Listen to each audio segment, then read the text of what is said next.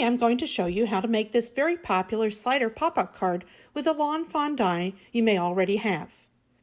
I pulled out my rainbow paper pack. It's one of my favorites.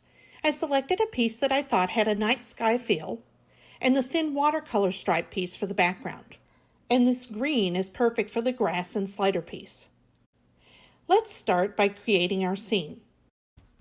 Using the cross-stitched border dies, I cut out the largest one in the watercolor stripes and the medium one that measures 2 3/4 inches by 4 inches out of the green and night sky paper. I also cut a piece of white cardstock to 2 3/4 by 4 inches to go behind this piece, and a 3 by 5 inch piece of the remaining green paper for my slider. Lastly, an A2 card panel for the back of my card. I will set these pieces aside because we don't need them right now.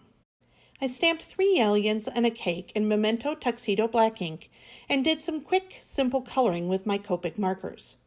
You'll find the colors in the description below. This spaceship came with 2 dies. I used the main die to cut out a piece of acetate and the ship that I had stamped on my background paper earlier. I then used the other die to cut out the window center. I will tell you more about assembling this later.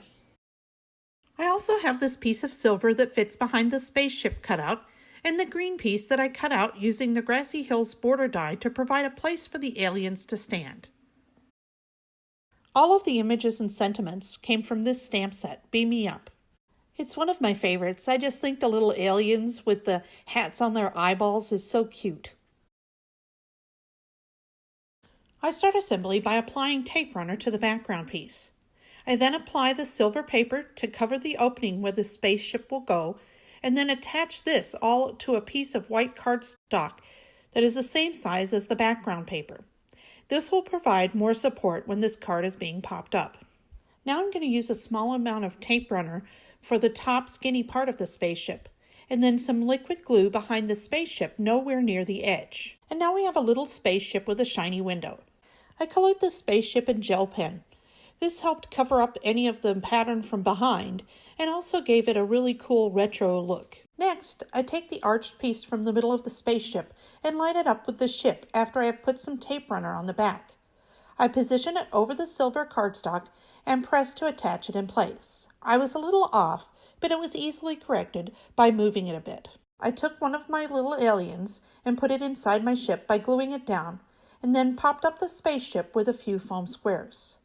And there you have it, a spaceship flying in the night sky. I added the grass that I had previously stamped with the happy birthday from the stamp set in VersaFine Onyx black ink, and then popped up my little aliens on some more foam squares.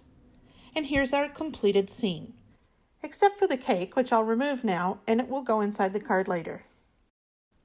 It's time to create our pop-up slider, and to do so, we'll be using the box cutout from the Lawn Fawn Shadow Box card die set.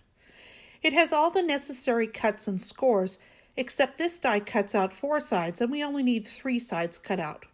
In addition, one side is longer than the other. This second issue was easy to solve for. I took a Sharpie marker, and after measuring the smaller section, I put tick marks on the other half to reflect the same space. On the back of the pattern paper, at the top, I measured and drew some lines, 3/4 inches from either side and a 1/2 inch from the top. This is where I'll line up the die. I flipped it around to give myself a better look to make sure everything is lined up straight. I then take a piece of purple tape, which I cut in half so as to have 2 straight edges, which I used to secure the die to the paper along the 1/2 inch mark. I flipped it over and placed it on my die cutting sandwich, making sure to line the edge of the die with the edge of the cutting sandwich to make sure everything is straight again. I then position the cutting plate at the line that is indicated by the purple tape and run it through my machine. I remove the tape and die and fold each of the score lines and create my 3rd fold at the end.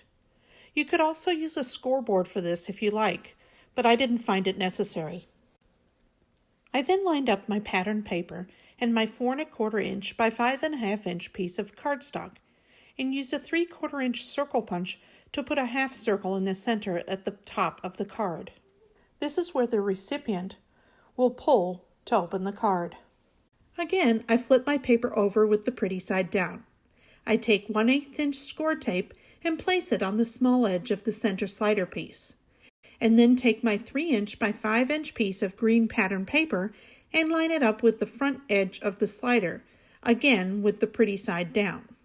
This creates the element that will be pulled to slide the card open. Now there are two ways you can adhere the front of the card to the back of the card. I prefer foam tape, which you can see me using here.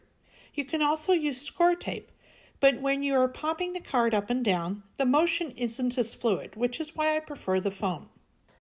You can take a piece of foam tape and cut it into 3 strips. I'm not doing it here, but I would advise using just one continuous strip on each side. Using little bits, as I am doing, requires careful alignment. If you don't spend the time to align it carefully, your slider element can get caught when you're operating it. I've removed the foam tape backer, line up the patterned piece and the cardstock and press them together. We just have a few things to take care of before this card is finished. First, we have to stamp the inside sentiment, which is from the Beam Me Up stamp set. Second, we have to stamp Pull Here from the Lawn Fawn Push Here stamp set in the space we created with the circle punch. We then attach the little cake above the sentiment inside the card.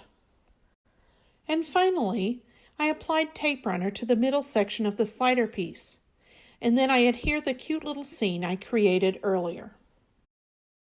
I've used this die to create a number of cards, including this cute little terrarium card, which you can also check out on my YouTube channel, and this sweet shadow box card, froyo and all, and now this great slider pop-up card. I'm so happy I'm getting such great use out of this die. Have you ever used a die for some other purpose than what it was originally intended? If you have, share it with us in the comments below. I'd love to hear. Now I'm off to create another fun project to share with you. See you next time. For more information, please visit my blog at www.perkypennypapers.com and follow my Instagram at perkypennypapers. If you enjoyed this video, please like it and share it, and subscribe to my channel to see when new videos are uploaded. A list of supplies is available in the description of this video. Thank you so much for spending your time with me today.